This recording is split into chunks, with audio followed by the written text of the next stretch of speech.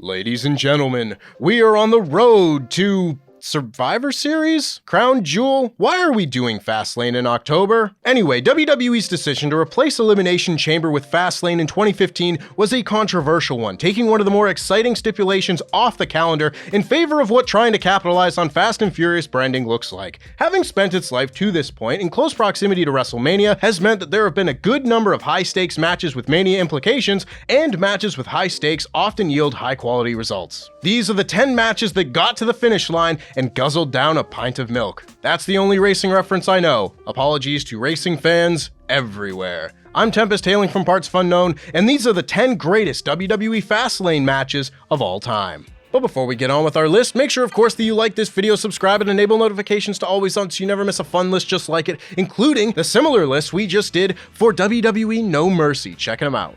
Number 10, Samoa Joe vs. Rey Mysterio vs. Andrade vs. R-Truth, 2019. The United States Championship sure had a strange 2019, did it? It was hot potatoed more than a hot potato, and at Fastlane that meant R-Truth of all people walked in having just spent a month as champ. For as inauspicious a start to a list entry as that was, you'll be pleased to hear that the other three men in this match were Samoa Joe, Rey Mysterio, and Andrade, the latter two of the three being embroiled in a rivalry that was the best part of SmackDown at the time. This match is just a ton of fun crammed into 10 minutes. We got Rey doing Hurricane Rana's off guy's shoulders, Andrade doing corkscrew dives to the outside, and also R-Truth doing his homage to his quote-unquote childhood hero John Cena. Look, it's better than it sounds. This is when WWE's roster was at its most stacked, and you got matches like this because of it.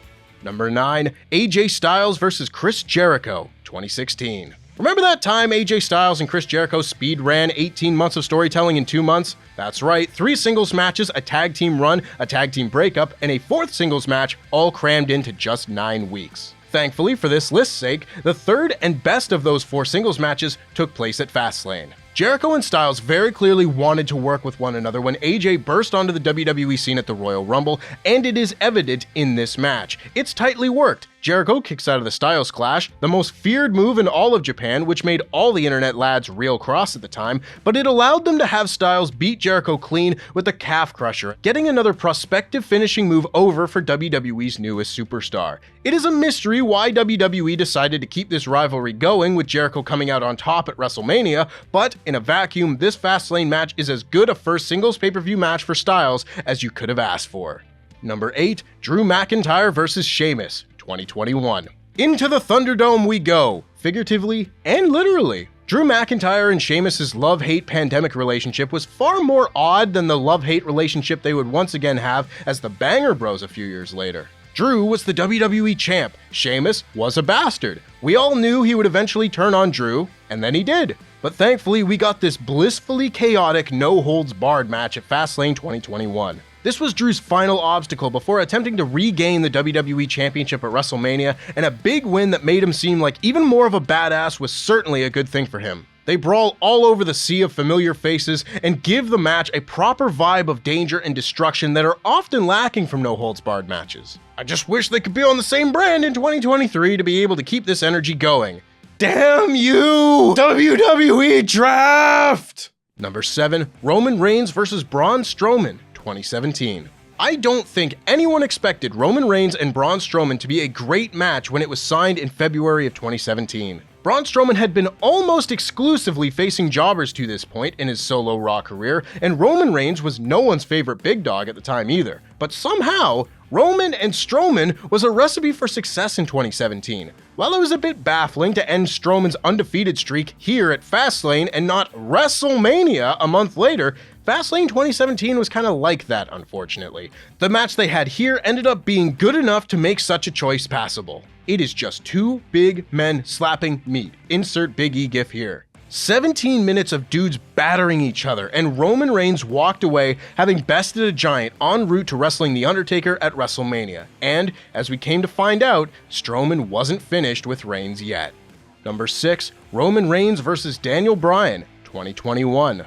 Some may be quick to forget, but Roman Reigns and Daniel Bryan have main evented 2 separate Fastlane shows, the latter of which came in 2021. Back into the Thunderdome we go, and while this match stands out in my mind more for its slightly convoluted finish, Roman Reigns and Daniel Bryan also had fantastic chemistry and would be able to have a 4.5-star match together in their sleep. Don't ask me why Roman Reigns and Daniel Bryan would be sleeping together, I'm just a list man. Royal Rumble winner Edge was the ringside enforcer for this match, keeping away the inevitable interference of Jey Uso, but ended up costing Bryan the match, partly because of an errant chair shot from Bryan, and partly because three's a crowd in a WrestleMania main event, and Edge wanted Roman all to himself. It is a busy finish to what is otherwise a technically masterful match, but don't worry, I don't think anybody's going back to watch Thunderdome shows anytime soon anyway. Number 5, AJ Styles versus John Cena versus Kevin Owens versus Sami Zayn versus Dolph Ziggler versus Baron Corbin 2018. Man, if 3's a crowd, what's 6? And if you say a word that starts with O and rhymes with Georgie, you're gonna have to turn in your YouTube commenter's license. In March of 2018, everyone was excited to see AJ Styles take on Shinsuke Nakamura at WrestleMania 34. So the SmackDown Brain Trust decided to put as many obstacles in front of AJ as possible before he could get there. As such, we have this collection of main event stars and also Baron Corbin. Given there were so many stars in the match, there were so many stories being told. John Cena was trying to find a way onto the WrestleMania card by winning, trying to pin Baron Corbin on steps. Can't do that, ref! KO and Sami were still in their rivalry with Shane McMahon, who cost both of them the match, and, of course, AJ Styles trying to make it to the dream match we all thought we wanted. WWE do big multi-man main event matches better than anyone, and this is proof of that. Number 4, Daniel Bryan versus Kevin Owens versus Mustafa Ali 2019. Anytime Mustafa Ali tried to say that it was his injury that gave way to Kofi Mania, I always thought of this match. Like, bro, you got your title match too. JK, love you Ali, I know you'll bounce back. Eco-Warrior Daniel Bryan might be my favorite iteration of his WWE persona, and on the road to WrestleMania 35, he had to defend his title in a triple threat match with Ali and Kevin Owens. Two people robbed of prominent positions by Kofi Mania, it turns out. Ali, the original participant in the Elimination Chamber, and KO, Bryan's original WrestleMania opponent. The crowd is not the happiest for this match because they had been baited all night with hopes of Kofi Kingston, and this was also when they were being with the hardest between Kofi Mania and the Becky Charlotte WrestleMania nonsense. We are the authority, my ass. So they aren't as receptive to the excellent three-way dance they were being shown as they could have been. Again, 2019 was the best the WWE roster had ever been from an in-ring standpoint, and here you had 3 of the best in the business going ham. A diving tornado DDT from Ali, Bryan launching Ali off the top rope with a dropkick, KO being forced to take out the Vintner. It is a much better match than the reaction it received.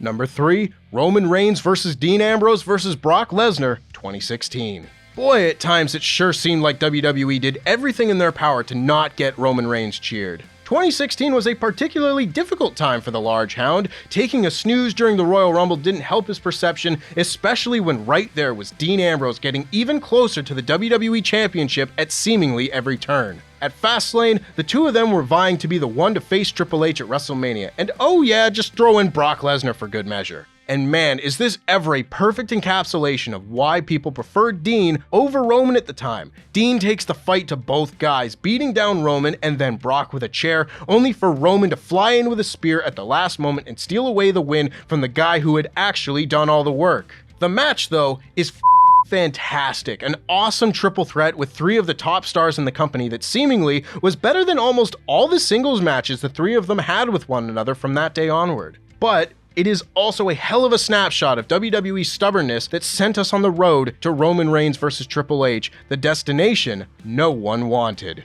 Number 2, The Shield versus Baron Corbin, Bobby Lashley, and Drew McIntyre, 2019. But hey, everyone loves The Shield, right? Had Dean Ambrose stayed in WWE and not retired to go help El Generico build orphanages, we probably would have an equal number of Shield reunions as DX reunions at this point. Once it became clear that Dean would not be remaining with the Fed, they made sure to milk every dime out of the Shield they could, as seen with the main event of Fastlane 2019. The Shield going up against the 3 biggest, meanest, heeliest heels on Raw at the time. This serves as a much better Shield send-off than the one they had at the Shield's final chapter, with the guys performing all their greatest hits. Seth dives off something big, triple powerbomb, etc. But this also felt like one big party before Rumble winner Seth and Roman would get down to business and focus on WrestleMania. Also, given that Roman had only recently announced he was in remission, people actually like him here, which gives the match the warm, fuzzy feeling a good send-off needs.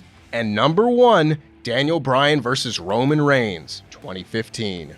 Well, so much for people liking Roman Reigns. From the time that fans were at their most receptive of Roman Reigns to the least, Fastlane 2015 was the fans' last chance at getting the main event of WrestleMania 31 change, a change they desperately wanted. Despite this, Roman Reigns' match with Crowd Mania choice Daniel Bryan wasn't worked with that dynamic in mind. Bryan wrestled a more heelish style than he had previously, not cheating or playing dirty by any means, but it was Roman's role to sell and make the big comeback. The match is absolutely brilliant as well, the first true classic singles match of Roman Reigns' career, and looking back on it now, it is amazing that this is even the same guy. Every single thing about Roman Reigns then is different from now, and if you're someone that maybe is a little tired of the overly dramatic prolonged main event matches of the Tribal Chief and want to go back to a time where he was simply hated, yet still having great matches with some of the best workers in the world, then this is a match for you. It doesn't matter if it's 2015 or 2021, you can expect Daniel Bryan and Roman Reigns to be everyone's favorite pit stop on the road to the WrestleMania main event that Daniel Bryan will not be the winner of. And that's our list. Please make sure that you like this video, subscribe, and enable notifications to always on so you never miss a fun list just like it. And make sure you check out this clip from the greatest No Mercy matches of all time. One of the longest surviving Attitude Era pay-per-views, No Mercy has a fondness among the wrestleriat. I'm working on it. Not least because it lends its name to one of the most iconic video games of all time. With the show about to be the latest classic event to roar back into life under the auspices of NXT, it's high time we took a look back at the cards of yore.